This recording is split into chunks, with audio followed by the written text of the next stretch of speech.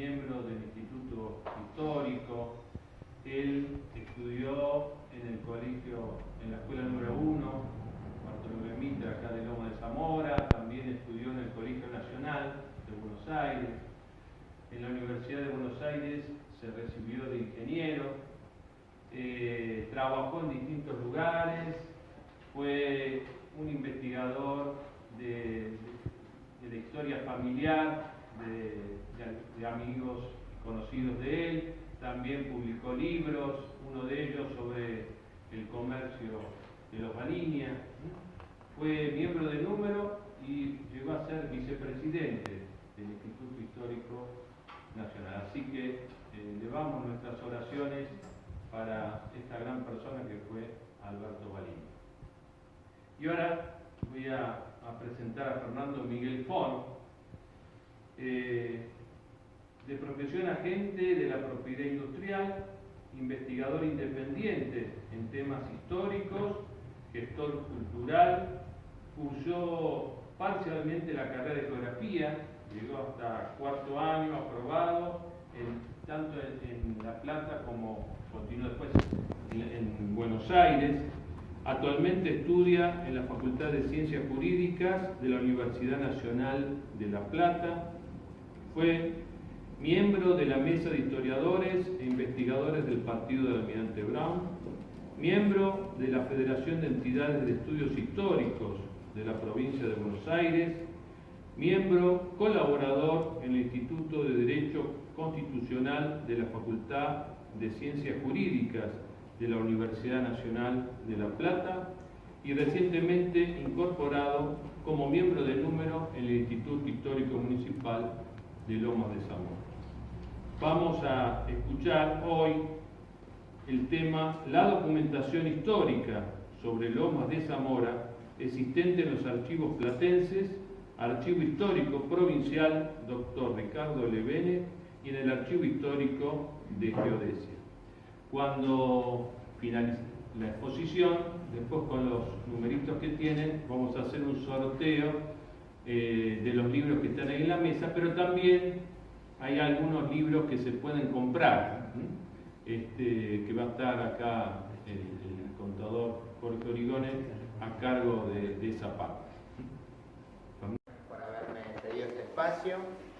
Quiero manifestar que este espacio le pertenecía a Aníbal Mansi, un miembro adherente que tenía proyectado hacer un trabajo, y porque no lo pudo realizar quedó la vacante del espacio y me lo otorgaron a mí. Yo había propuesto esta charla en la reunión anual del 2021 juntamente con una visita al ministro Rivadavia, la localidad del partido de Almirante Brown, la más antigua casi del Pago de la Magdalena, que este año cumple 150 aniversario, y bueno, por motivos, para la fecha que estuvo diagramada, por motivos meteorológicos y algún otro motivo por ahí que anda dando vueltas, no la pudimos realizar, la visita a Rivadavia. Así que me quedó pendiente y elegimos esta charla.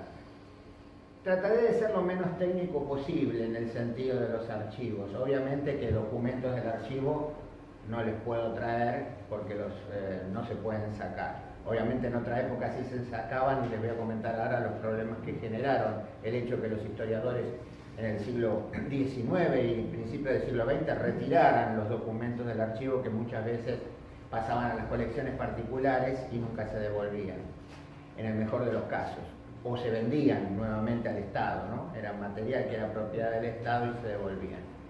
Para comenzar la charla elegí las palabras de un historiógrafo, si ustedes quieren, un filósofo de la historia, un teórico, alguien que se dedicó a la teoría de la historia, que es el profesor Rómulo Carbia, muy estricto él con sus definiciones. Hay gente más moderna en materia de historia de la historiografía, como el profesor Romero y demás, pero siempre es bueno volver a los primeros que dijeron las cosas. Él tiene una sentencia. Yo creo que en las ciencias sociales hay prácticamente algunas cosas que son casi como leyes de las ciencias duras, porque se repiten y son siempre así. Carbia dice: los documentos son al historiador, obviamente los documentos y los repositorios, los archivos donde los documentos se guardan, son al historiador lo que el cálculo de resistencia de materiales es al ingeniero. ¿Qué nos quiere decir Cardia con eso? Él lo explica después, de que si un ingeniero hace mal el cálculo de resistencia de materiales porque mezcla mal el cemento, porque pone mal los ejes y demás, o porque no usa todo el hierro que tiene que tener, puede terminar la obra, pero seguramente van a aparecer rajaduras en cualquier momento o se va a desplomar. Bueno, ¿qué es lo que Cardia con esa dureza con la que él escribe está diciendo? Que el análisis del documento, el análisis de lo heurístico, de la fuente del documento, porque el documento por ser documento obviamente no tiene toda la verdad. Al documento hay que analizar la pertenencia del documento al fondo.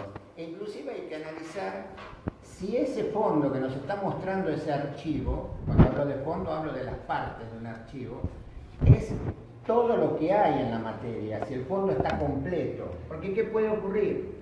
Si el fondo está incompleto, lo que se producen después son lagunas. Yo puedo haber ido al Archivo General de la Nación, averiguar y haberme pasado 1 año y medio sin darme cuenta. ¿Por qué este comentario con relación a este problema que puede surgir de una laguna en haber creído que yo vi todo y faltó quizá lo esencial? Porque el Archivo Histórico de la Provincia de Buenos Aires y el Archivo General de la Nación, en definitiva, son el mismo archivo.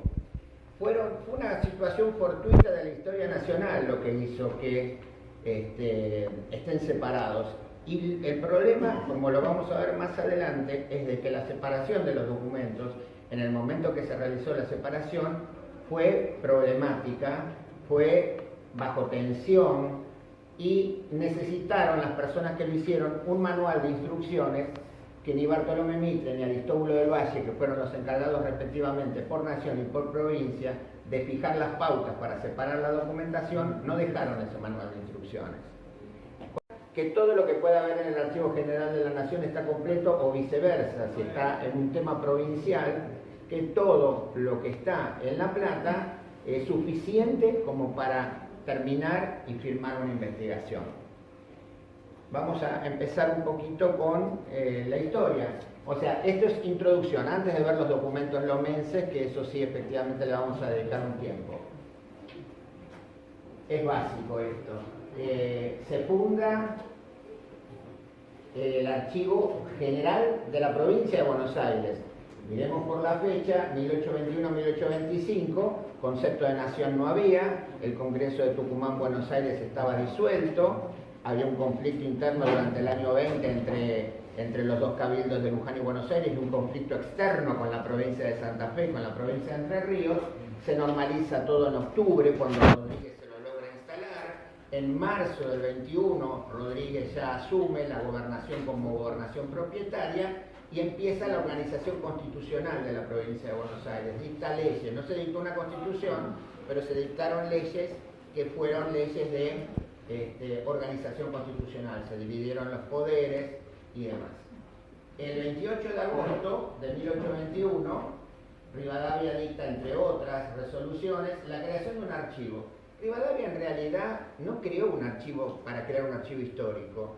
Rivadavia creó, como ministro de gobierno, insisto, Martín Rodríguez era gobernador, pero en esa época el sistema, la forma de gobierno que adoptó la provincia de Buenos Aires, vista ahora desde el análisis histórico, era representativa, republicana y parlamentaria.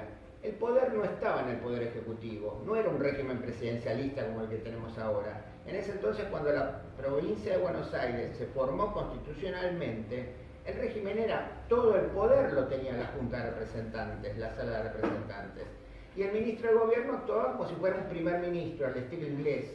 Iba a la Junta de Representantes con voz y sin voto, presentaba los proyectos y los defendía frente a los legisladores. Crea un archivo general. Él lo que quiere mejorar es la administración pública, porque era muy problemático que cada dependencia tuviera su archivo. Entonces, no tuvo la idea del archivo. Es más, una disposición complementaria del año 22, Rivadavia le pide al director del archivo que todo lo que fuera histórico se lo entregara a la biblioteca, todo lo que tuviera carácter histórico. Insisto, a la biblioteca pública de la provincia. Nació como Archivo General de la provincia, a la Biblioteca Pública de la provincia, que hoy día es la Biblioteca Nacional Mariano Moreno, por la cesión que hubo con la federalización de Buenos Aires. Hacemos un salto en el tiempo, en la línea histórica. Llegamos a 1880. La Ley Nacional Avellaneda, sancionada en Belgrano, todos sabemos por qué el gobierno se tuvo que correr a Belgrano. Ley Provincial de Cesión, sanción y promulgación el 6 de diciembre, y el decreto de Roca de la misma fecha en que se promulgó la Ley de Cesión Provincial. Fíjense ustedes la tensión. Alguien debe haber salido desde donde estaba la sede del gobierno de la provincia de Buenos Aires, en la Manzana de las Luces, que estaban todas las dependencias provinciales, y algún edecán debe haber llevado inmediatamente a Roca el decreto, y el mismo día se promulgó la federalización de la ciudad de Buenos Aires. Estaba previsto en la ley de federalización la nacionalización del archivo, la biblioteca y el museo. En esta vida moderna que vivimos ahora, que todos son siglas y acrónimos, toda la gente que está en archivística y en materia de bibliotecología se llaman los ABM+, Archivo, Biblioteca, Museo, y Plus es todo lo que sea una entidad cultural como puede ser el Instituto Histórico Municipal. El archivo, la biblioteca y el museo fueron nacionalizados. Con relación a la biblioteca pública de la provincia, se nacionalizó y el gobierno nacional debía pagar 125.000 pesos oro, que hasta la fecha nunca se los pagó a la provincia. Era necesario una buena cantidad de dinero para comprar. ¿Cómo se armaba una biblioteca? Comprando bibliotecas. Porque seguramente hay muchos autores que quizás por no ir a los documentos y no verificar efectivamente si hubo una compra y demás, todo el mundo habla de donación. Nadie donó sus bibliotecas, es muy difícil. Nadie donó tierras para el ferrocarril. Todo el mundo vendía, esperaba la expropiación y vendía. En el caso de las bibliotecas se compraban. ¿Cuál fue el problema de la nacionalización del archivo, la biblioteca y el museo? Que efectivamente la capital de la provincia de Buenos Aires provisoria siguió siendo la ciudad de Buenos Aires. La gente piensa, se federalizó y al otro día La Plata ya estaba funcionando. No fue así. Recién al año siguiente, en 1881, se capitaliza con ley provincial el municipio de La Ensenada. El 19 de noviembre de 1882, Rocha se para ante la nada misma, como eran las lomas de La Ensenada, y declara su utopía. Esta va a ser la capital de la provincia de Buenos Aires.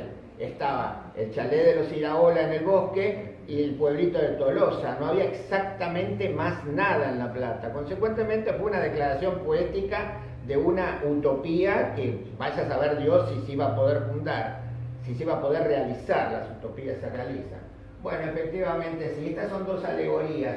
Esta marca la del 19 de noviembre de 1882 y esta última, que me la hicieron a pedido, marca la catedral, que obviamente se terminó en 1932, parte de la catedral, y el ferrocarril, que fue la herramienta fundamental para que Rocha, en 17 meses tenga 4 edificios lo suficientemente ya terminados y un quinto en construcción, las calles trazadas, fondas, una farmacia, lo suficiente como para que la ciudad arranque. O sea, y esto ocurrió, bueno, vamos a dejarlo acá, esto ocurrió el 15 de abril de 1884, una fecha que está olvidada e ignorada por todos los bonaerenses, que obviamente los bonaerenses vivimos mirando la capital federal, no miramos exactamente la ciudad de La Plata. O tenemos un problema de reconocimiento como si es nuestro eje. El 15 de abril de 1884, a solo 17 meses, se trasladaron los poderes públicos. ¿Y qué significó el traslado de los poderes públicos? Que los documentos los documentos provinciales se dejaron de firmar en Buenos Aires y se comenzaron a firmar en La Plata. Esa fecha habría que rescatarla del olvido, porque ¿cómo se conmemora? Por lo general, todo el mundo recuerda, en una época era feriado provincial, ahora es solamente municipal, el 19 de noviembre como la fundación, todo queda el festejo en la fundación, pero la realización de la ciudad y el inicio de la vida institucional le costó 4 jueces de la Suprema Corte Provincial renunciaron por negarse a tener que viajar o instalarse en La Plata, por la ley de residencia. 4, entre ellos Luis Sáenz Peña, que después a la sazón fue presidente de la Nación. Él lo impuso. Y yo recuerdo las palabras, que lamentablemente he leído tanto sobre Rocha que no recuerdo qué autor lo leí, en defecto. Hay alguien que dijo, quizás un poco exagerado, pero vale la pena repetirlo en una audiencia, que Moisés tomó al pueblo de Israel de su mano y lo sacó de Egipto trasladándolo por el desierto hacia la tierra prometida. Belgrano tomó con su mano al pueblo de Jujuy y lo trasladó a través del desfiladero a los llanos de Salta y Tucumán. Bueno, Rocha tomó de su mano al gobierno de la provincia de Buenos Aires, y habría que agregar a la pesada burocracia provincial, lo que implica mudar una capital con todos los organismos de gobierno funcionando desde 1810, si ustedes quieren, y desde antes también, y los trasladó a través del Bañado, porque todos quienes conocen la costa bonaerense, acá está el doctor en geografía que lo puede ratificar, el Bañado hasta las lomas de la Ensenada, donde decidió instalar la capital. Como alegoría sirve, creo que es bastante... Los 3 ejemplos, aunque suenen casi de poesía, en definitiva detrás de ellos hay una gran realidad. Aquí, volvemos al tema nuestro, aquí se pusieron, en el 84, cuando Buenos Aires decide trasladarse, se pusieron operativa la nacionalización del archivo de la biblioteca y el museo. Perfecto. Entonces, Roca toma una decisión de dictar el decreto. Se lo envía a Rocha con una esquela de 2 párrafos. Obviamente Roca era militar y era muy escueto con su lenguaje verbal e inclusive con su lenguaje escrito. Eso lo recibe Rocha y le da a entender en esos 2 párrafos de que la provincia de Buenos Aires tiene que comenzar en materia de archivos con una nueva historia. Comiencen nuevamente su historia en la ciudad de La Plata, donde usted la quiso fundar, y comiencen a archivar los papeles a partir de ahora. Rocha le contesta con un memorial de 19 páginas, que es prácticamente un recuento de la historia argentina, desde Pedro de Mendoza, incluyendo a Juan de Garay, y donde le dice por qué no va a aceptar. Hay que tener en cuenta que para 1884 ya eran, más que adversarios, yo diría eran enemigos políticos. Rocha quería ser presidente de la Nación, Roca hizo todo lo posible para que no lo logre, efectivamente lo logró, no fue presidente Rocha. Y él le contesta diciendo que no, que Buenos Aires quiere sus documentos, que se van a mudar, así como mudó la burocracia, voy a mudar los documentos. Entonces fijan una comisión nacional y una comisión provincial, creación del Archivo General de la Nación, la Comisión Separadora de Documentos, 1884, Bartolomé Mitre, Andrés Lamas, Amancio Alcorta por la Nación, Aristóbulo del Valle, Juan José Romero, el que había sido vicegobernador a cargo durante los hechos del 80, el vice de Tejedor fue, y el Francisco Pascasio Moreno, el perito Moreno. Ahí quedó borrado. La presidencia de la comisión estuvo a cargo de Mitre y los secretarios fueron José María Cantillo por la Nación y Luis Varela por la provincia. Ahí tenemos a Mitre, lo tendríamos que haber puesto de civil, porque fue mejor civil que militar, y Aristóbulo del Valle. Las conclusiones de la comisión separadora fueron 2, tuvieron 4 reuniones nada más. Primero, separación de los documentos que tengan carácter provincial, considerando exclusivamente nacionales los anteriores a 1820. Correcto, porque ya cuando fuimos gobernación del Río de la Plata durante el virreinato del Perú, cuando fuimos virreinato del Río de la Plata a partir de 1776, el periodo revolucionario 1810-1820, hubo una unidad de gestión, digamos, y una unidad de gestión, digamos, de gobierno, una gestión política, y hubo una centralidad en la gobernación del Río de la Plata en Buenos Aires y en el resto del virreinato también en Buenos Aires, y en el periodo revolucionario también, que Buenos Aires siempre la quiso tener. Ahora bien, acá está la letra de Mitre. Así como los posteriores en que el gobierno nacional ha funcionado en la ciudad de Buenos Aires. Consideraba periodo nacional cuando el gobierno nacional ha funcionado en la ciudad de Buenos Aires.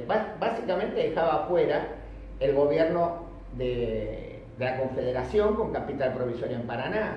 documentación que parte está en el Archivo General de la Nación, pero la gran mayoría sigue estando entre Entre Ríos y Santa Fe. Acá Mitre, con esa cláusula, se quedó para el Archivo General de la Nación con la documentación del Estado de Buenos Aires, revolución del 11 de septiembre hasta la batalla de Pavón. Documentación que es claramente provincial. Si bien es cierto, Buenos Aires actuó como si fuera un Estado dividido, estaría mal decirlo, actuó como una nación, porque el concepto de nación, de pertenencia al resto de la Confederación lo tenían, pero obviamente había un problema en el medio que no lo podían resolver. Por eso fue que ahora porque cualquiera que piensa, la documentación del Estado de Buenos Aires es documentación provincial. ¿Por qué quedó en el Archivo General de la Nación? Por esta decisión particular de Mitre. Segundo, considerar a sí mismo como nacionales todos los documentos de las épocas provinciales que correspondan a las siguientes materias. Ahí fue lo problemático. Ustedes saben que desde 1820 hasta 1853, el gobernador de la provincia de Buenos Aires, de hecho, de facto o de derecho después del Pacto Federal, tuvo las funciones de, llamémosle, presidente de la nación. Actuó en representación del resto de las provincias para esos asuntos, para esas materias. Consecuentemente, ¿cómo se separaba de la documentación provincial? Realmente era mirar documento por documento. Bueno, y ahí se hizo el gran lío en ese tema. Y la prueba está, y yo le traje simplemente para ejemplificarles, lo que pasó con la documentación que se intentó dividir y se dividió mal. Era documentación que en la mayoría correspondía a la Sala de Representantes, o sea, al Poder Legislativo de la provincia de Buenos Aires. Poder Legislativo de la provincia de Buenos Aires, 1820-1854.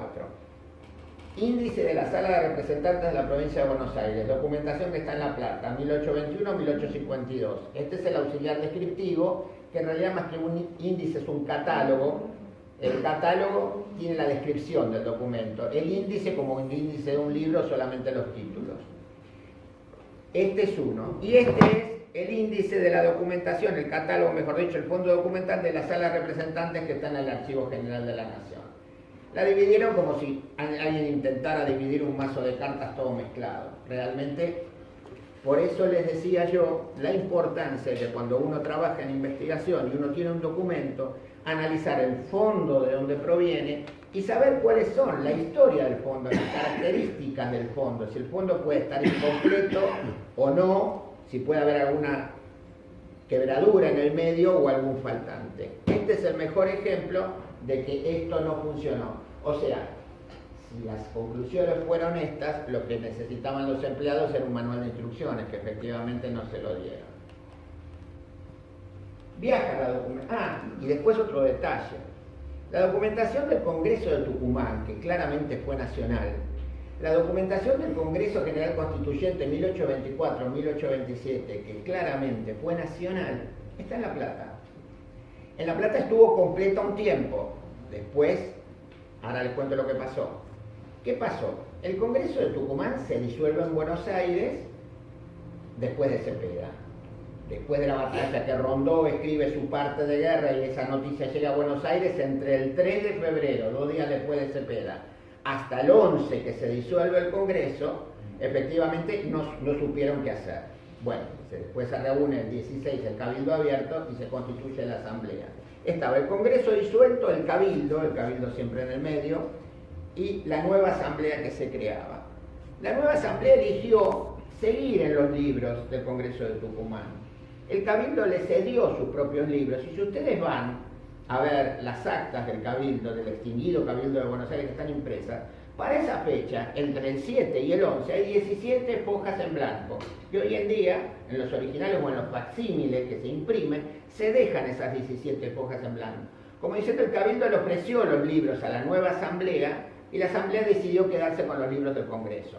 Hubo un traspaso de hecho de toda la documentación del Congreso de Tucumán, que se había reunido en Tucumán por primera vez el 24 de marzo de 1816, se trasladó a Buenos Aires al año siguiente. Toda la documentación relativa a la Declaración de la Independencia, la documentación relativa a la Constitución de 1819, a las ¿cómo se llaman? Que fue el motivo de tanto barullo, las negociaciones monárquicas, las cuestiones monárquicas y demás, todo eso quedó en poder de la provincia de Buenos Aires, lo recibió la Sala de Representantes. ¿Qué pasó cuando se disolvió el Congreso del 24-27? Ahí hubo una ley, ahí hubo un traspaso de derecho. Vicente López, que fue el continuador de Rivadavia, en el 27, la última ley que le propone al Congreso que se estaba disolviendo es: se disuelven las autoridades nacionales, segundo, se disuelve el Congreso, y tercero, se entregue toda la documentación del Congreso que se había reunido después del Tratado del Cuadrilátero en 1824 en Buenos Aires, se le entregue toda la documentación a la Junta de Representantes. Ya estaba electo Dorrego, estaban repuestas las autoridades provinciales y en funcionamiento la Junta de Representantes. O sea que quedó la documentación de los dos congresos más importantes, salvo obviamente después el del 53, quedó adosada a la documentación de la Junta de Representantes. Y eso no estaba en el AGN, eso estaba en la sede de la Junta de Representantes, o sea, del Poder Legislativo de la provincia de Buenos Aires, en la Manzana de las Luces. Cuando hubo que hacer los paquetes para mudarse a La Plata, se llevaron todo. Y ese es el motivo por el cual la documentación del Congreso de Tucumán y del Congreso General Constituyente del 24 quedaron en La Plata. ¿Qué pasó con la del Congreso de Tucumán? Alguien muy conocido de Rocha retiró del archivo provisorio que hubo en La Plata la documentación de las actas reservadas. Se las llevó a su casa para hacer un análisis, se muere este señor, finalmente se las devuelven a Rocha. Se muere Rocha en el 21 y el hijo de Rocha, cuando las encuentra, dice: esto hay que devolverlo. ¿A quién se lo devuelve? Al Archivo General de la Nación, porque consideraba que era nacional. La otra parte había quedado en La Plata. Después vino Monseñor Piaggio. Fue contratado en 1911 por el gobierno de la provincia de Buenos Aires para escribir la historia del Congreso de Tucumán. Retira la documentación, porque en 1916 se cumplía el centenario. Retira la documentación, la hace la historia, de la cual dicen que son 35 volúmenes, que hay un solo tomo impreso y que el resto lo tienen los salesianos al día de hoy guardado bajo 7 llaves. ¿Qué pasó? Se muere Piaggio. Queda en el convento esa documentación. Estamos hablando de 1916.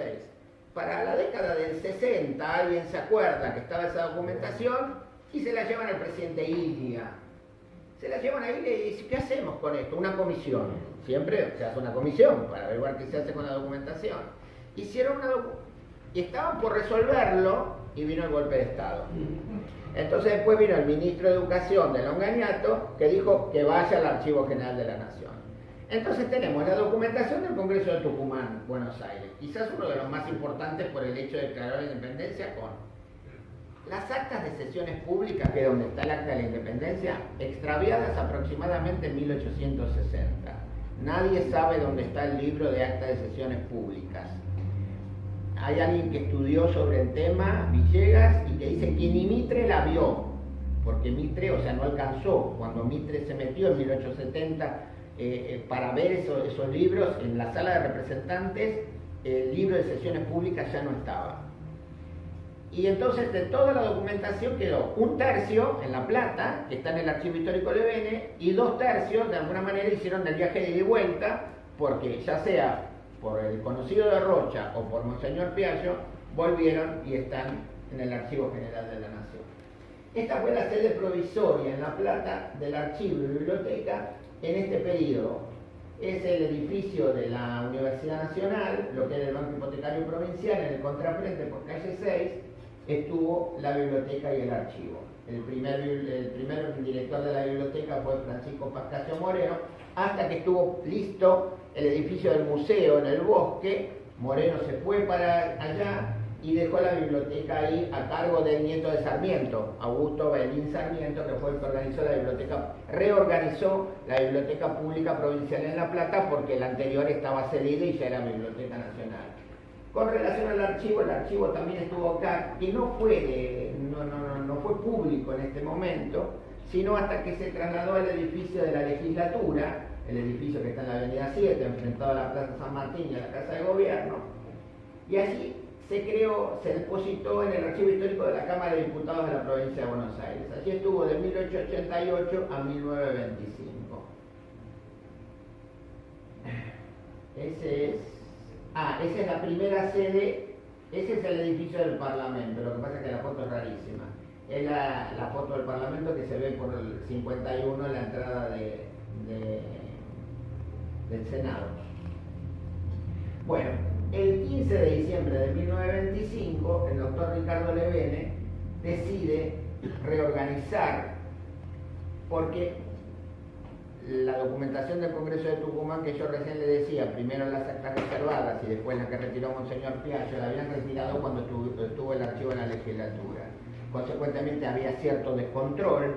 Se había comprado para la biblioteca una biblioteca particular del doctor Larsen que trajo a la polilla, y desaparecieron muchísimos documentos que se transformaron directamente en polvo por el descuido. Entonces el doctor Rabiniani, Emilio Rabiniani, de la Facultad de Filosofía y Letras de Buenos Aires, viajaba a La Plata, había sido nombrado profesor de Historia Constitucional en la Facultad de Derecho de La Plata, se metía, y Levene fueron dos personajes que obviamente crearon lo que se llama la nueva escuela histórica, el documentalismo, pero obviamente cada uno defendía su terreno. Entonces, cuando Levene vio que Rabiniani se metía en La Plata y ella tenía el Instituto de Estudios Históricos, Investigaciones Históricas en Filosofía y Letras en Buenos Aires, habrá dicho, espera un poquito, y ahí centralizó toda la documentación, le quitó, digamos, a la legislatura la documentación y centralizó todo lo que pudo, que no se lo dieron fácilmente, porque yo no sé por qué la burocracia en este país hace que nunca quiera dejar los papeles a pesar de que los tiene arrumbados, ¿no? Es bastante común. La primera sede estuvo en el Palacio de Justicia del Archivo Histórico Levene, el primer emplazamiento de la avenida 13, y actualmente está donde está, en el pasaje de Ardo Rocha por la calle 49. Bueno, él organizó, hay muchos fondos, pero vamos a mencionar los más importantes y los que tienen relación, donde se puede encontrar documentación relacionada con Lomas. El principal es el archivo del Ministerio, el Fondo Documental del Ministerio de Gobierno. ¿Por qué? El Ministerio de Gobierno, hay un error que por lo general se comete y hay que tratar de no cometerlo. El investigador tiene que pensar que los ministerios en esa época no funcionaban como funcionan hoy. Hoy el Ministerio de Gobierno, de todos los ministerios en la provincia de Buenos Aires, en cualquier provincia, quizás no sea el más importante, porque ha habido una gama el mapa del Estado ha crecido enormemente en materia burocrática. En ese entonces había 3 ministerios. De gobierno era lo que también era mesa de entrada general y salidas y archivo. Llegaba un telegrama para el gobernador, no había secretaría general, no había jefatura de gabinete, no había nada de eso. Así que por gobierno pasaba todo, entraba todo. Lo importante, cuando uno vaya fíjense ustedes el corte, hasta 1862, la documentación quedó como documentación del Estado de Buenos Aires. 1862 es el año de la Batalla de Pavón. A partir de 1863 está en La Plata. Cuando se investiga este fondo, o cuando ustedes en función de un dato que tienen recurran a este fondo, tienen que tener muy en cuenta lo siguiente. El año de la carpeta, de esa etapa, es el año que se archivó el documento. Entonces, por ejemplo, si ustedes tienen un dato de 1862, un decreto.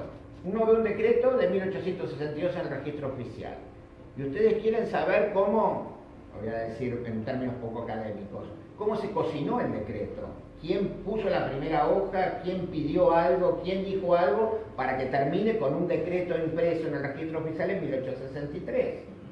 Entonces, la historia de cómo surgió y quién se opuso y quién no se opuso, eso hace a la investigación. Hay que ir, la mayoría de estos expedientes del Ministerio de Gobierno terminaban con un decreto del gobernador, que después, según la importancia que pudiera tenerse, se enviaba al registro oficial. Que eso es año de archivo. Consecuentemente, si ustedes tienen un dato de 1862 o 61, tienen que buscarlo siempre hacia atrás, si buscan el expediente. ¿Me explico? Porque el año del documento es del archivo.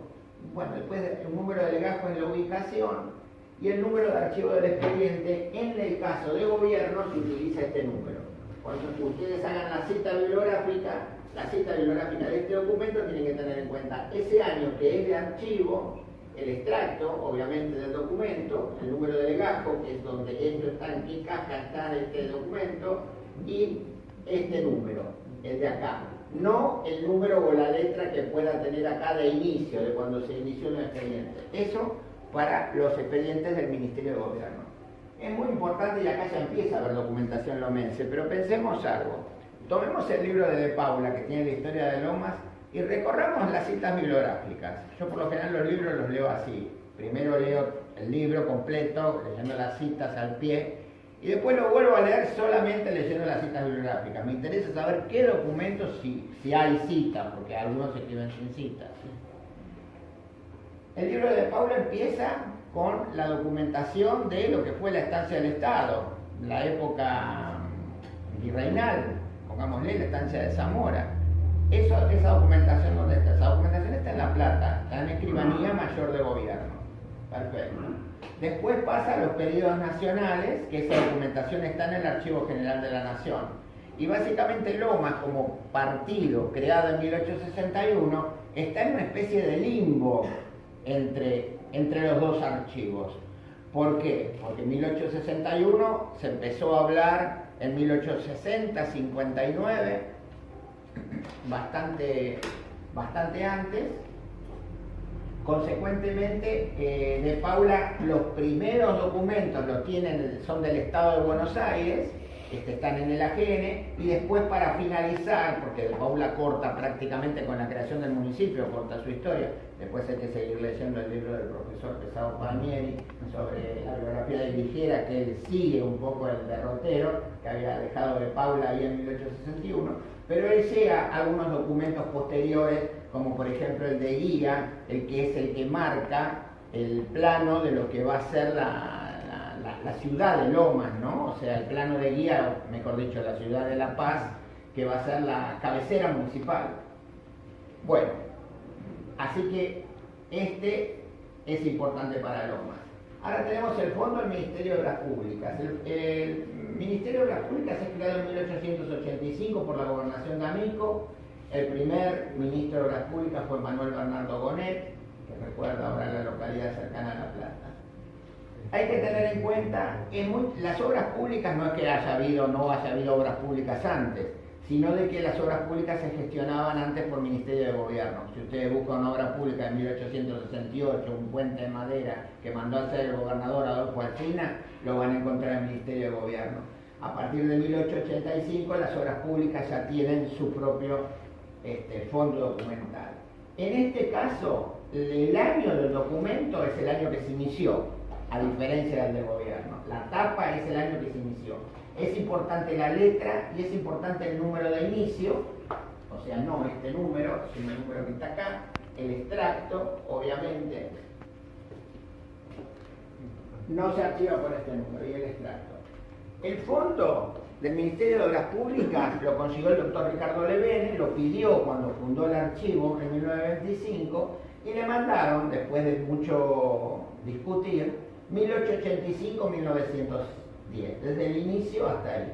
¿Qué pasó con el Archivo General del Ministerio de Obras Públicas? Porque el Archivo General es el que está en el Ministerio y tiene los expedientes. Cuando no hay más lugar, se hace lo que se llama en archivística un expurgo, una revisión. Por ejemplo, no están cuando un empleado pidió una licencia de 3 días porque se sentía mal. Esos documentos no están, eso todo se separa y se tira. Se guardan de acuerdo a criterios los documentos que tienen alguna validez histórica. ¿Qué pasó después con el Archivo General? ¿Qué pasó? En el Ministerio de Obras Públicas estaba el Archivo de Geodesia, que es el que vamos a ver ahora a continuación. Entonces se lo entregaron al Archivo de Geodesia y el fondo quedó dislocado en la misma ciudad. La continuación, fondo dislocado quiere decir que está separado y está mal separado. Un fondo puede estar separado en 2 lugares distintos. Si está bien separado, está separado. El término que se usa cuando está mal separado porque el criterio de separación es incorrecto es dislocado. El fondo está dislocado dentro de la misma ciudad de La Plata, porque los expedientes de 1910 hasta 1961, hasta el gobierno de Allende, en materia de obras públicas más o menos, están en el Archivo de Geodesia. A su vez ellos los ficharon de manera distinta, ahora lo vamos a ver. Hay un grupo de 1910 a 1955 que está fichado de una manera y 1955 a 1961 que está fichado de otra manera. Acá hay mucho. Este fondo, si me permiten agregar algo, es hay mucho sobre ferrocarriles, es muy interesante el tema ferrocarriles. Hasta 1902, que hubo una sentencia de la Corte Suprema de Justicia de la Nación que dijo que los ferrocarriles eran nacionales, eran federales, todo lo que tuviera que ver. Las compañías privadas, porque los ferrocarriles no eran del Estado, las compañías privadas tenían que gestionar ante los gobiernos provinciales para pedir la traza ferroviaria, para pedir estaciones, obras de ampliación de estaciones, obras de pasos a nivel, y los gobiernos provinciales los vivían multando. Tuvieron que crear oficinas especiales los ferrocarriles para atender toda esa cosa que les llegaba, que lo único que hacía, bueno, de acuerdo a ellos, eran empresas privadas, buscaban la ganancia, eran ingleses aparte. Así que el Ferrocarril Sur llegó hasta la Corte Suprema de Justicia y se decidió finalmente, en el segundo gobierno de Roca, de que tuvieran gestión federal, cosa de que eventualmente tuvieran que tratar con una sola cabeza, con un solo ministerio. Diríamos arreglar con un solo ministerio. Otro punto muy importante es la Dirección General de Escuelas. En este fondo tenemos 3 notas enviadas y recibidas, fechas extremas, 1818 a 1955. La Dirección General de Escuelas se creó en 1856. Sarmiento es uno de los primeros directores. Después Sarmiento fue presidente de la Nación y después volvió a ser director de escuelas. Hay un refrán que dice que el que llegó a papa no vuelve a ser obispo. Sarmiento llegó a presidente de la Nación y volvió a su puesto de director general de escuelas en la provincia de Buenos Aires. Esto es muy interesante por la creación de las escuelas, ¿no? Las notas enviadas y las notas recibidas. Acá ya estamos con la Dirección General de Escuelas con un sistema donde se abandona el sistema lancasteriano de enseñanza impuesto por Rivadavia y vigente en la provincia de Buenos Aires hasta 1852, donde efectivamente el que enseñaba era el que sabía algo, el que conocía leer y escribir y recibían un subsidio por aquellos alumnos que no podían pagar. O sea, los estancieros que podían mandar a sus hijos, a ese señor francés que sabía hablar, que sabía escribir y que conocía las letras, le pagaban, y los que no pagaban, por la cantidad de alumnos que no pagaban, el municipio, por lo general el juez de paz, le daba un subsidio. Es muy interesante el segundo, con la planilla de las estadísticas escolares, porque ahí investigar el nacimiento de las escuelas. Ustedes vieron que la mayoría de las juntas de estudios locales o regionales siempre están detrás de cuándo comenzó a funcionar la escuela, cuántos alumnos había y demás. Es muy importante este fondo. Y el último, el de digesto de resoluciones de la Dirección General de Escuelas, también es importante para saber cuándo se le puso nombre a la escuela, cuándo se cambió, si la escuela era alquilada, si el terreno era propiedad del Estado o de particulares, si pagaban alquiler y demás. Fechas extremas, este llega hasta el 99. Este es interesante. Primero les explico el punto. La Escribanía Mayor de Gobierno para la historia de Lomas es importantísima porque ahí está el legajo de Grigera, está el legajo de Ballester, está el legajo de Viamonte, están los legajos de cuando se entregaron. Escribanía Mayor de Gobierno, o sea, era que el Estado vendía su tierra. Ustedes saben que toda esta zona, la más importante de Lomas, Banfield, Escalada, Lanús y parte de Valentín Alsina, era lo que había sido de Zamora, que pasó a los jesuitas, que pasó a la Junta de Temporalidades y que finalmente fue estancia del Estado. Fueron tierras públicas y la gente las ocupó, no de la manera que estamos acostumbrados a verlo hoy día, pero bueno, quizás algo parecido. Y después se pedían los títulos de propiedad, se pedía el ordenamiento. Y hubo, bueno, el reparto de chacras de 1821 nace de un expediente entre la Escribanía Mayor de Gobierno, también como el de Ballester y demás. Pero acá viene con lo que les decía antes, del error de creer de que la funcionalidad de las dependencias oficiales es igual que la de ahora. Hoy en día la Escribanía Mayor del Gobierno emite títulos a favor, compra y vende el Estado. En esta época no había registros. Entonces la Escribanía Mayor del Gobierno hacía las veces de todos los registros oficiales que nosotros conocemos hoy, donde se matriculan los contadores, donde se matriculan los abogados, donde piden autorización un médico que vino de Francia con título de médico para ejercer la medicina. Todo se anotaba en la Escribanía Mayor de Gobierno. Y hasta 1856 también aquellos que pretendían un subsidio por abrir una escuela. En el libro de Paula está citada la primera escuela de Lomas y habla de la familia Rivas. Él al pie no cita el documento. Yo de casualidad, buscando algo para la agrimensora Fariña, que está acá presente, encontré de pronto una cita que decía Lomas de Zamora, y entre paréntesis pusieron en el auxiliar descriptivo, puede ser la primera escuela. Inmediatamente los pedí, y bueno, son estos dos expedientes de Norberto Rivas, que lo cita cuando empieza en el capítulo que de Paula habla de las escuelas, cita como la primera escuela de Lomas. Y en el texto, el matrimonio Rivas, porque en realidad lo pide el día 16 o 17, no recuerdo bien, Norberto, y la mujer pide para abrir la escuela de niñas en 1845, está ahí el sello fiscal, el sello del papel fiscal, que dice, viva la Santa Federación, mueran los alojes unitarios, y se la otorgan. Y eso es lo llamativo, que se la otorgaron. Obviamente ellos declaran ser federales de primer grado, estar adheridos a la fe católica apostólica romana, y en tercer grado, hacia el final, dicen que conocen las letras y que saben escribir. Y se las otorgan. ¿Cuál es lo llamativo? Que entre el 42 y el 45, la tiranía se encargó de cerrar más del 80% de las escuelas que había en la ciudad y en la campaña. Ahora, yo estoy diciendo algo porque a mí se me ocurre, no. En el mismo cuerpo 13 es el nombre del subfondo de la Escribanía Mayor del Gobierno, están las notas desesperadas de esa gente, que esa gente cuando recibía el subsidio era parte de su sustento, vivían en realidad de ser, como dijéramos, el sueldo del maestro, donde está todo el historial por cada una de las escuelas de Ranchos, de Bransen, de San Vicente, de Exaltación de la Cruz, de todos los pagos cercanos acá a la provincia de Buenos Aires, pues después del Salado todavía estaban los indios, donde las escuelas eran cerradas por necesidad de atender el presupuesto militar y las hipótesis de conflicto que vivía el país. A mí me suena muy del siglo XX eso, cuando una dictadura trae a colación las hipótesis de conflicto y lo primero que hace es recortar los presupuestos de educación. Parece que todos los gobiernos duros actúan siempre a favor de determinadas circunstancias y en contra de otras. Bueno, eso es una digresión al margen.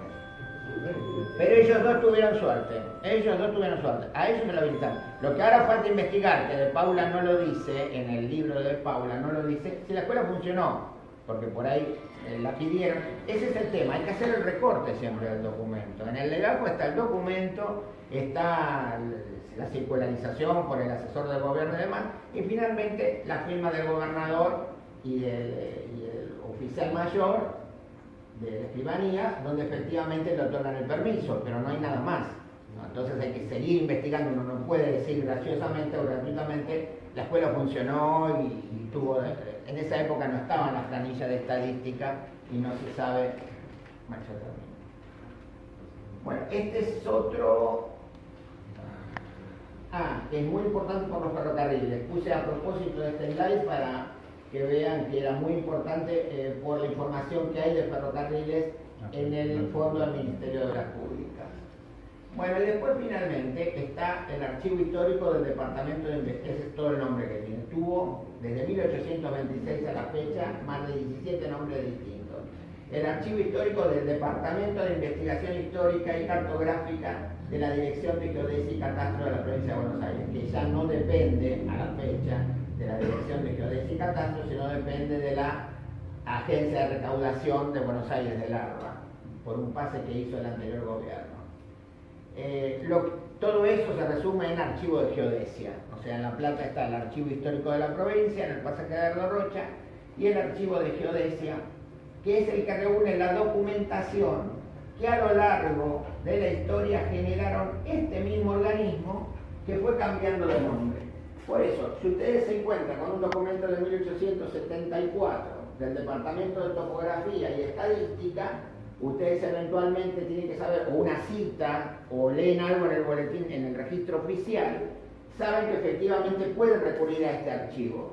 Por eso, lo importante es saber cuáles fueron las dependencias donde se firmaron documentos, cuyos documentos a la fecha están en este archivo. El primero lo creó Rivadavia, el Departamento de Ingeniería, de Ingenieros y Arquitectos, que el primer director, el primer jefe fue Catelín, aquel ingeniero que diseñó la sala de representantes, con el sistema circular, como lo pensó Jeremy Bentham en Inglaterra, para que esté parado el presidente y que pueda atender a la audiencia de los legisladores. La comisión topográfica, que fue creada en el 24, departamento topográfico. Acá tienes las fechas extremas en que estos departamentos existieron. Departamento de Topografía y Estadística, Departamento de Ingenieros, Jefe de la Oficina de Estadística, Dirección General de Estadística, Jefatura de la Oficina de Tierras Públicas. Ya en el siglo XX, los nombres que tuvo fue Dirección de Geodesia, Catastro y Tierras, y después Dirección de Geodesia, Catastro y Mapas. Y bueno, últimamente, hasta que pasó a pertenecer al ARBA, el nombre era el que tenían ustedes ahí arriba. Bueno, acá básicamente el fondo documental más importante que hay en geodesia son los duplicados de mensura. Las mensuras, medición de tierra. ¿Por qué duplicados?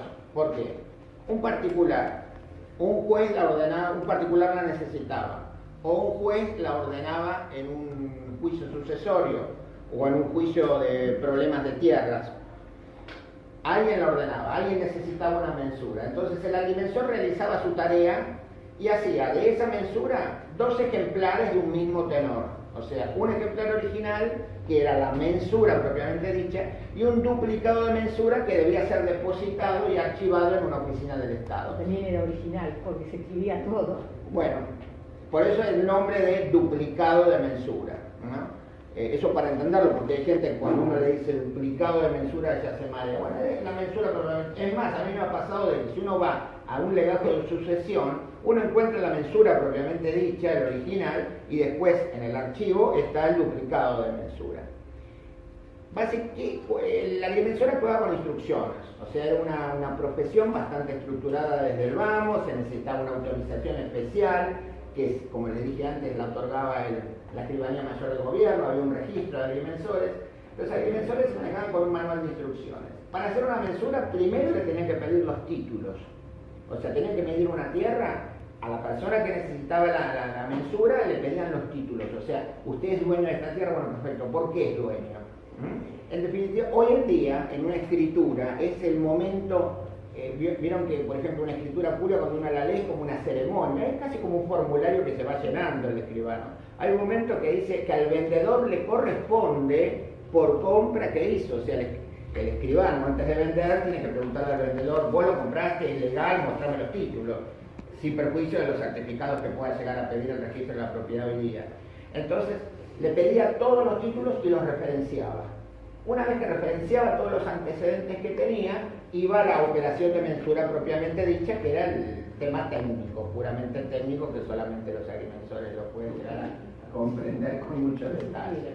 Y después se hacía un plano, donde en el plano algunos trabajaban muy bien y otros trabajaban más o menos. Los que trabajaban muy bien marcaban, de pronto, si había un detalle de una arboleda, la dibujaban. Si estaba el tanque australiano y el molino, también lo ubicaban y lo dibujaban, de modo tal que después uno con la escala podía llegar a medir en el plano de la mensura que efectivamente todo coincidiera. Digo que había algunos que eran más detallistas en el tema de los planos. Este es un detalle de las 8 primeras mensuras. Hay un catálogo de todas las mensuras que hay, y las mensuras históricas de Lomas. La primera de 1854. Después están, bueno, acá ustedes lo ven, hay por lo menos, yo conté el otro día, 8 relacionadas con la estanzuela. O sea, a pesar de que se otorgaban ya en propiedad tierras, siempre quedaron tierras que fueron del Estado. El último remanente, 574 hectáreas pertenecientes al Estado, la zona que está pegada al riachuelo, digamos, de lo que es el partido de Lomas, 574 hectáreas en el año 1918. Todavía había un remanente, sí, que todavía nos queda alguna fracción sin dueño, digamos, con propiedad fiscal en Lomas de Zamora. En 1918, 574 hectáreas. Acá están nomenclados, o sea, parece que los de geodesia no sabían que tenían los expedientes del Ministerio de Obras Públicas y le pusieron otro nombre. Por eso siempre hay que investigar un poquito. En geodesia le llaman expedientes antiguos. En realidad lo que tienen son los expedientes del Ministerio de Obras Públicas en estas fechas extremas, que son la continuación de los que están en el otro archivo. Y las tienen a su vez, como les dije, catalogados de dos maneras distintas. Unas tal cual los recibieron del archivo general, con unos legajos grandes, unas cajas de cuero que dicen legajos MOP, y otros en unas cajas azules. Tienen carpetas de remate partido por partido. Eso es muy interesante porque ustedes saben que la explosión del remate nació en 1930 aproximadamente en lo que es el sur del Gran Buenos Aires. Me sigo refiriendo a Lomas.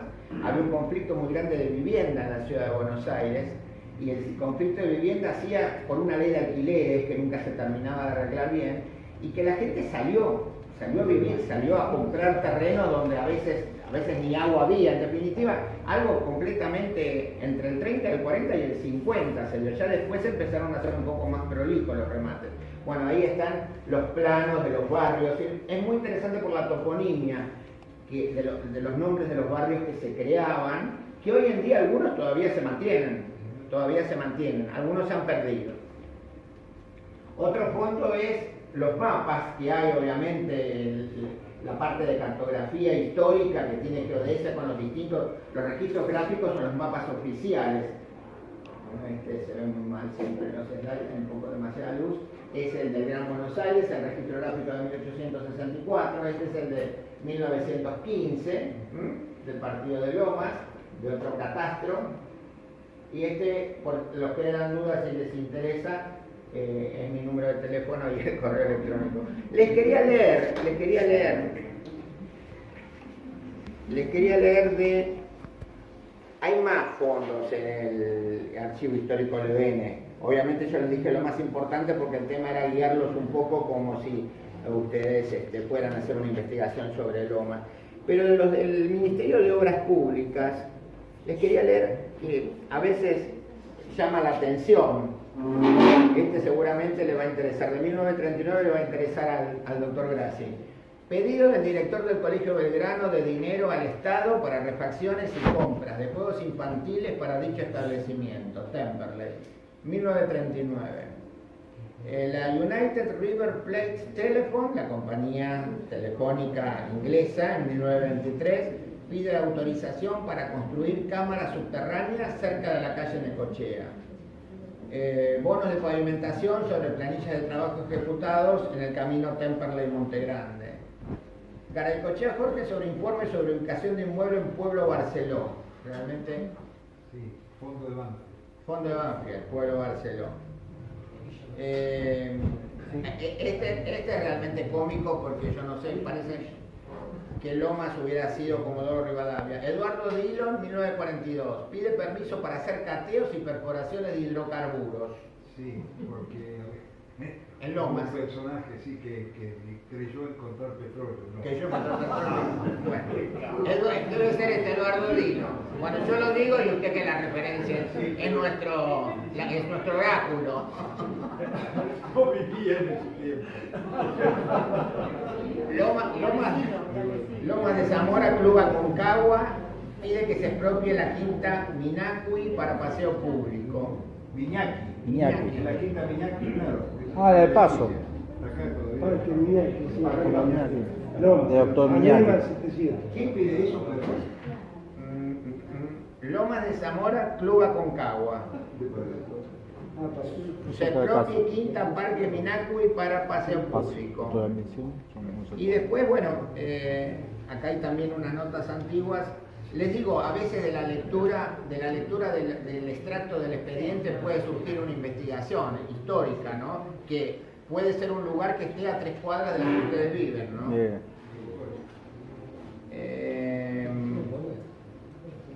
Bueno, a ver, ¿se había marcado alguna otra?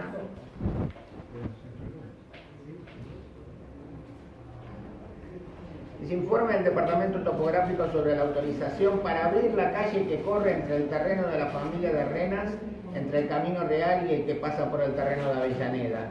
Eso seguramente tiene que ver con Frías, ¿no? Porque los terrenos de Gaspar de Avellaneda son los que estaban en esa zona.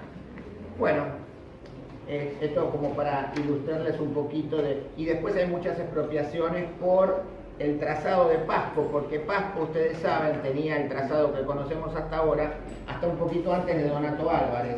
Después, cuando se abre hasta la rotonda del Camino General Belgrano, todo ese camino fue nuevo, fue expropiado, porque en realidad Pasco salía así en diagonal, vos conocés bien la zona, Juan, por la avenida Santa Fe, digamos, y estaba el puente sobre la cañada de Gaete, eso que se hacía imposible cruzar en invierno. Consecuentemente, cuando se traza Pasco, que lo hace Fresco, en 1939, 1940, un gobernador que sin perjuicio que políticamente fue, para olvidarlo, desde el punto de vista de obras públicas, lo que hizo Fresco en la provincia de Buenos Aires, yo creo que no lo ha hecho casi ninguno.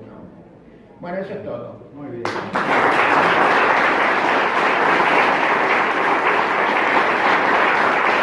Pensando en elaborar un trabajo sobre los límites de las localidades, en realidad historia de los límites de las 7 localidades lomenses.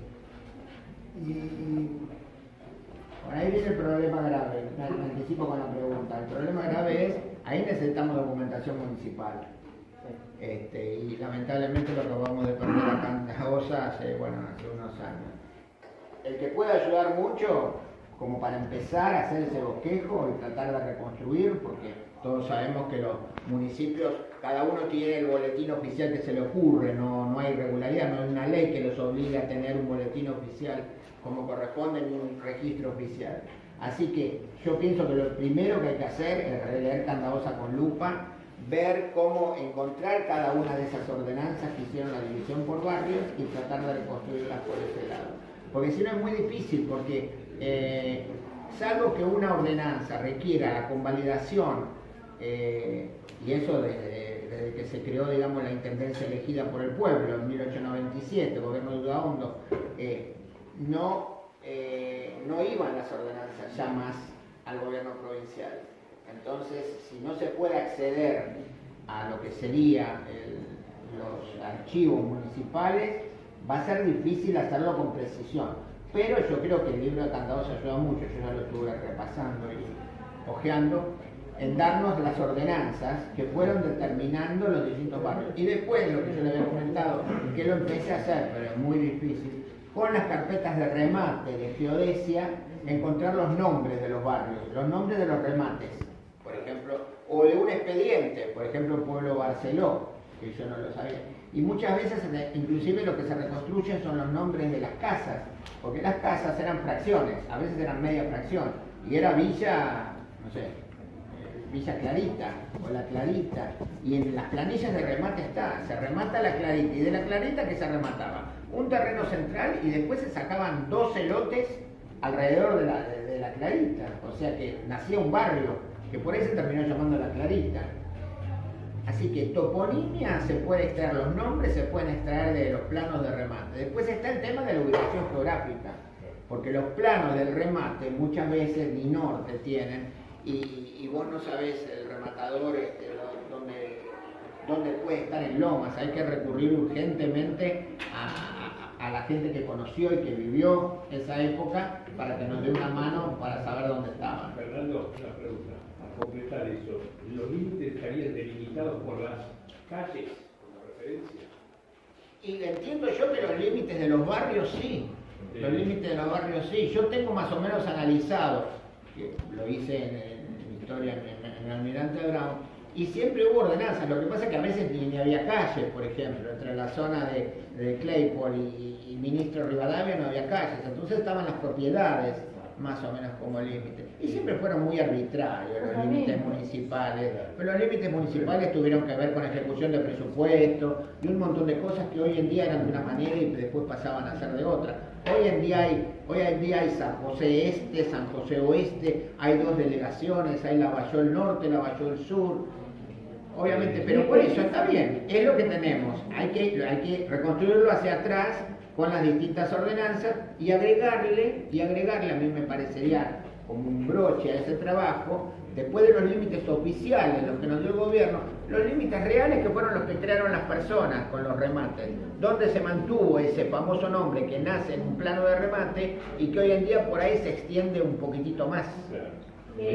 Mi experiencia por eso, Varela, las ordenanzas más antiguas, yo no sé de qué época datan las localidades acá en Loma de Zamora, pero las nomenclaturas de calle no se hacían mucho, no se designaban las calles con nombre. Entonces, cuando se han tenido que definir regiones o cuarteles en Florencio Varela, se establecían con los nombres de los titulares todavía.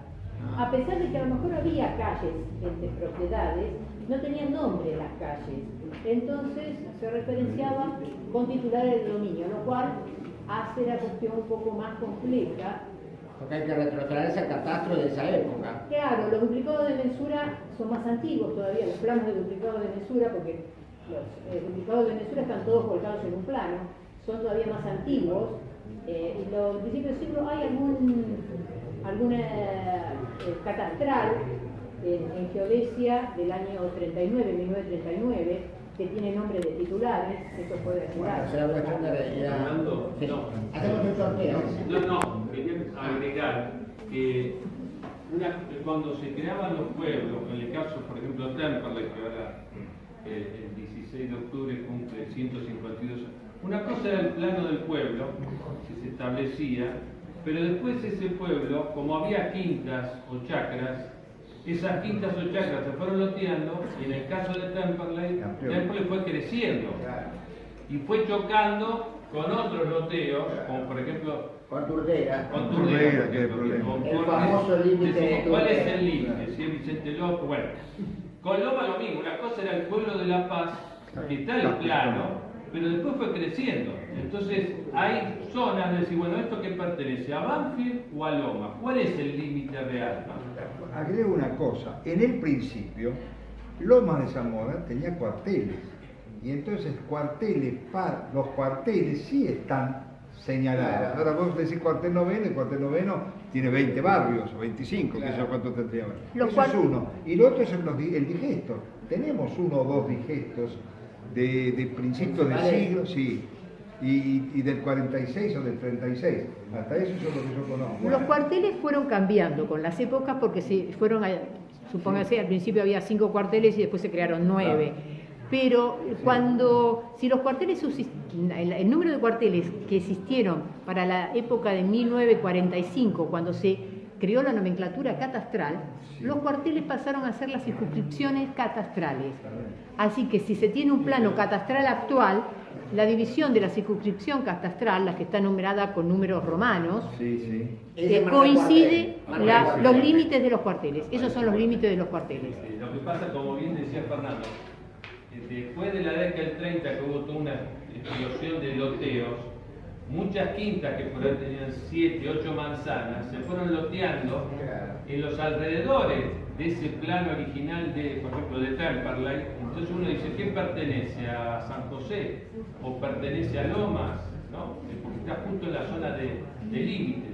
Entonces, en esos casos, por ejemplo, en geodesia, cuando le pedían, decir, miren, un pueblo del interior de la provincia, nosotros no tenemos fecha de fundación y queremos festejar el aniversario del pueblo. Entonces, el que buscaba esa fecha era geodesia, digamos, una autoridad establecía que era por la llegada del ferrocarril o el primer loteo, cuando se levantó una capilla, lo establecía geodesia.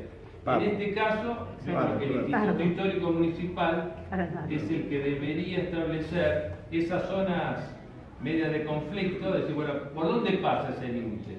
Si no está, el municipio no está, porque eso fue, digamos, está el límite original, pero después se fue expandiendo, decir, bueno, ¿esto qué pertenece? ¿A Loma o a Banfield? ¿A Temperley o a Loma? ¿A Temperley o a Turdera? Entonces, una autoridad tiene que establecer, decir, bueno, el límite pasa por estas calles, y bueno, y queda establecido. Por supuesto, hay que respaldarlo con documentación y cartografía. En el partido de Lomas, con el partido de Almirante Brown, había una calle que se llamaba La Divisoria. Segurola y 30 de septiembre. Media calle que se fue faltando así. Exacto. Que se fue faltando así a medida que se ponían de acuerdo. En Florencio Varela ocurrió una cosa muy singular. Las localidades se crearon primero, pero la gente se manejaba por los barrios, por los nombres de los barrios que habían surgido por los distintos loteos. pero si uno iba a distintas dependencias municipales, iba a entidades de bien público, si iba a planeamiento, si iba a catastro, los planos de los barrios no coincidían todos, los límites de esos barrios. ¿Y quién hizo la tarea de hacer la divisoria oficial de barrios? Tomó todos esos planos y dijo, bueno, ahora a partir de ahora, esta divisoria acá está en esta calle, acá lo tienen en esta otra calle, acá está en el medio, bueno, tomó esta calle. Hizo la decisión salomónica un médico, un médico especialista en epidemiología. ¿Por qué? Para estudiar a los chagásicos, a los tuberculosos, necesitaba una base cartográfica segura y estable en el tiempo, porque no se podía decir hoy hay 10 chagásicos en Villa Batione. ¿Y dónde es Villa Batione? Es un terreno más grande, más chico. Él necesitaba una base geográfica que no se cambiara. Y entonces él fue el que sumó todo y decidió por dónde pasaba, es decir, donde había controversias, él decidió salomónicamente, bueno, ahora el barrio pasa por acá, ya está. ¿El Loma de Zamora? No, el Florencio Varela. No, El yo doctor por Sorsoli lo Por las hizo. hipótesis de conflicto que puso acá el profesor, el señor Fernando Fon, yo voy a decir que es un exceso de nacionalismo saber exactamente si sos de Turdera o si sos de... porque las hipótesis de conflicto que usted presentó en ese momento eran flores de guerras internacionales. Sí, recuperar Paraguay, Bolivia. No, Uruguay, 1845, pero esos son... Los disensos hacen primero la amistad enorme, segundo a aplaudir la erudición de la conferencia de hoy. La verdad es que lo celebro, así que un nuevo aplauso.